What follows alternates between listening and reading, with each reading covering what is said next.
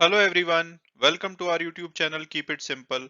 आज के वीडियो में हम डिस्कस करेंगे आईसीआईसीआई बैंक के बारे में, जिन्होंने कि कल यानी कि 23 अक्टूबर को अपने सेकंड क्वार्टर के रिजल्ट डिक्लेयर किए हैं और इनके नंबर जबरदस्त रहे हैं। इन्होंने अपना highest ever quarterly net profit report किया है 5511 करोड़ का। तो हम इस वीडियो में डिटेल में इनके रिजल्ट के बारे में डिस्कस करेंगे और ये भी बात करेंगे कि क्या इसका शेयर हमें लेना चाहिए या इसको भी अवॉइड करना चाहिए। और आगे बढ़ने से पहले अगर आपने अभी तक चैनल को सब्सक्राइब नहीं किया है तो प्लीज सब्सक्राइब करके हमें मोटिवेट कीजिए। तो सबसे पहले अगर हम बात करें ओवरऑल हाइलाइट्स की, तो इनका जो कोर ऑपरेटिंग प्रॉफिट है यानी कि प्रोविजन और ट्रेजरी इनकम से पहले का, उसमें 23.3% का ईयर ओवर ईयर जंप देखा गया और ये 9518 करोड़ रुपए रहा। और अगर डिपॉजिट की बात की जाए तो इनके करंट अकाउंट डिपॉजिट 35.7% बढ़े पिछले साल के कंपैरिजन में, और जो सेविंग अकाउंट डिपॉजिट है वो 24.9% बढ़े, और ओवरऑल जो डिपॉजिट है वो 17.3% बढ़े। और अगर बात की जाए लोन की, तो इनके डोमेस्टिक लोन्स पिछले साल के मुकाबले 19% और पिछले क्वार्टर के मुकाबले 4% बढ़े। वहीं रिटेल लोन भी 20% और 5% बढ़े। बिजनेस बैंकिंग और एसएमई पोर्टफोलियो में इन्होंने बहुत ही अच्छा किया, ये 40% से ज्यादा बढ़े ईयर ओवर ईयर और लगभग 11 से 12% क्वार्टर ओवर क्वार्टर। और डोमेस्टिक कॉर्पोरेट जो पोर्टफोलियो है वो भी 14% पिछले साल से बढ़ा, हालांकि वो सीक्वेंशियली फ्लैट रहा। तो अब अगर बात की जाए फाइनेंशियल्स की थोड़ी डिटेल में, तो इनके प्रॉफिट आफ्टर टैक्स 5511 करोड़ रहे, जो कि पिछले साल के मुकाबले 29.6% बढ़े। और मार्केट एस्टिमेट्स के हिसाब से एनालिस्ट एक्सपेक्ट कर रहे थे कि ये 20% बढ़ेंगे, तो इन्होंने मार्केट एस्टिमेट्स को बीट किया। और अगर नेट इंटरेस्ट इनकम की बात की जाए तो वो भी 24.8% बढ़ के 11,690 करोड़ रही। इसके अलावा बैंक का नेट इंटरेस्ट मार्जिन 4% हो गया है, जो कि पिछले क्वार्टर में 3.89 था और पिछले साल 3.57। और इसके अलावा operating profit to average assets की बात की जाए तो वहां पे भी इंप्रूवमेंट देखी गई है, अब 3.09% हो गई है, जो कि पिछले साल 2.72% थी। इसके अलावा प्रोविजन बैंक ने कम किए हैं, जो कि एक और अच्छी बात है, 28.5% रह गए हैं ऑपरेटिंग प्रॉफिट के मुकाबले, और जो कि पिछले साल 38.8% थे।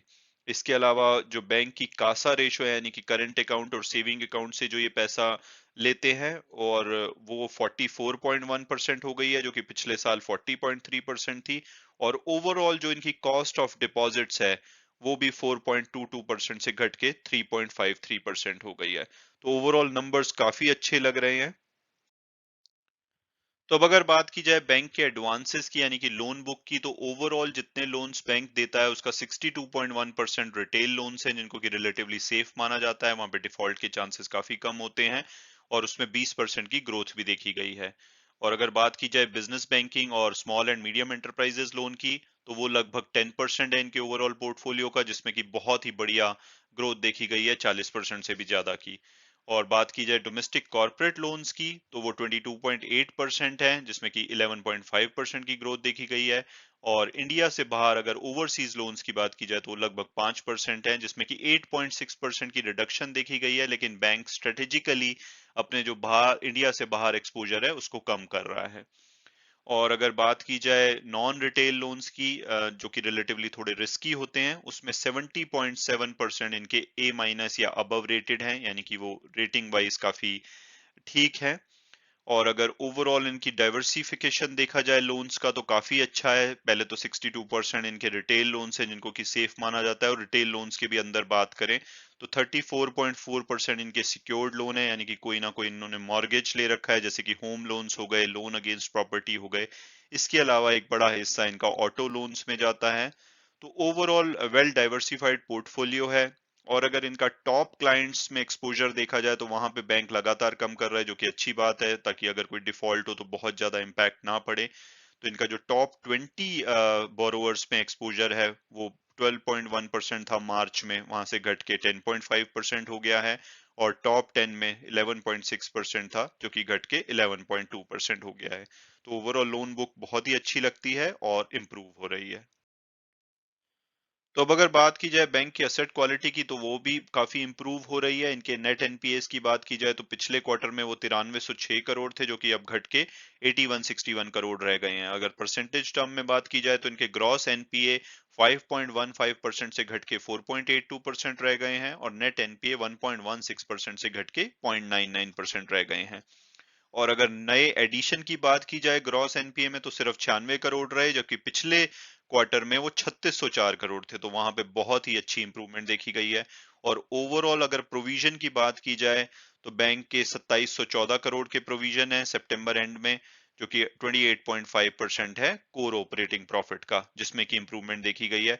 और ओवरऑल इनका जो प्रोविजन कवरेज है वो बहुत ही रोबस्ट है, बहुत ही अच्छा है, 80.1% है, जो कि पिछले क्वार्टर में 78.2% था। तो असेट क्वालिटी इंप्रूव हो रही है डेफिनेटली बैंक की काफी अच्छे से। और अब अगर हम एक नजर मारें इनकी जो सब्सिडरीज हैं या एसोसिएट कंपनीज हैं, तो वहां पे भी हर कंपनी ने ऑलमोस्ट पिछले क्वार्टर या पिछले साल से अगर कंपेयर करें, तो प्रॉफिट उनके बड़े हैं, चाहे वो आईसीआईसीआई प्रूडेंशियल लाइफ हो, आईसीआईसीआई लोम्बार्ड हो, या कोई और कंपनी हो। सिर्फ ओवरसीज कुछ कंपनीज हैं जहां पे इनके प्रॉफिट कम हुए हैं, लेकिन उसका रीजन है कि स्ट्रेटेजिकली अपना एक्सपोजर कम कर रहे हैं। तो ओवरऑल कंसोलिडेटेड लेवल पे भी आईसीआईसीआई ग्रुप ने काफी अच्छा किया है। तो अब मोस्ट इंपॉर्टेंट क्वेश्चन ये होगा कि क्या इसका शेयर हमें लेना चाहिए या अभी ये ओवर प्राइस्ड है। तो सबसे पहले अगर हम इसकी पास्ट परफॉर्मेंस देखें, तो 3 साल में इन्होंने 132% की रिटर्न दी है, एक साल में 84% की, और पिछले एक वीक में भी ये 4.4% भागा है। तो इसने शॉर्ट टर्म हो या लॉन्ग टर्म हो अपने इन्वेस्टर को काफी अच्छे से रिटर्न दी है। और अगर ब्रोकरेज हाउस रिपोर्ट्स की बात करें, तो अगस्त में एमके ग्लोबल ने एक रिपोर्ट पब्लिश की थी। उनके हिसाब से 825 इसका टारगेट प्राइस बताया गया था, लेकिन अब मुझे उम्मीद है कि इस क्वार्टर के रिजल्ट के बाद जो ब्रोकरेज हाउस रिपोर्ट्स आएंगी, वो इसका टारगेट शायद 900 से 1000 रुपए के आसपास बताएं।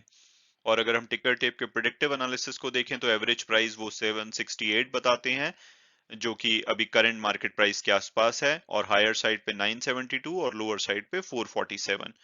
और अगर हम इनका पीयर्स एनालिसिस देखें, तो मार्केट कैपिटलाइजेशन के हिसाब से एक लार्ज कैप कंपनी है, टॉप निफ्टी 50 में आती है, तो बहुत ही बड़ी कंपनी है, सेफ कंपनी है। और अगर इनका वैल्यूएशन देखें, तो इनका वैल्यूएशन वैसे ही अट्रैक्टिव था, और अब जैसे इनके प्रॉफिट इंप्रूव हो रहे हैं, तो ये फर्दर और अट्रैक्टिव हो जाएगा। रिटर्न ऑन इक्विटी अच्छी है, और इसके अलावा नेट इंटरेस्ट मार्जिन अब बढ़ के 4% हो गए हैं, तो वो भी बहुत ही अच्छे हैं, मार्केट कॉम्पिटिटिव हैं।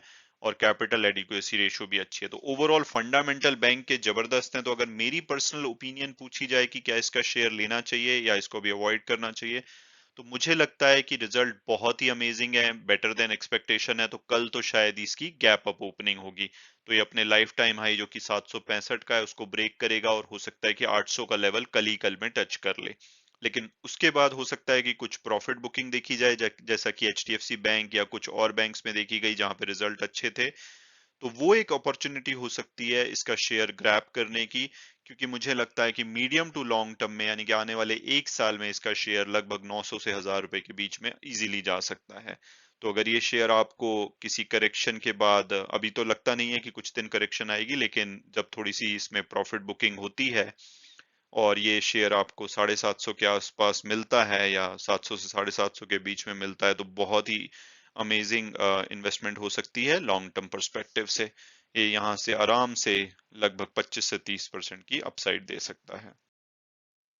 हालांकि वीडियो क्लोज करने से पहले मैं हमेशा की तरह डिस्क्लेमर दूंगा कि ये मेरी पर्सनल ओपिनियन थी। अगर आप इसमें इन्वेस्ट करना चाहते हैं, तो आप अपने फाइनेंशियल एडवाइजर से बात कीजिए, आप अपनी फर्दर रिसर्च कीजिए, उसके बाद अगर आप कंफर्टेबल होते हैं तभी आप इसमें इन्वेस्ट कीजिए।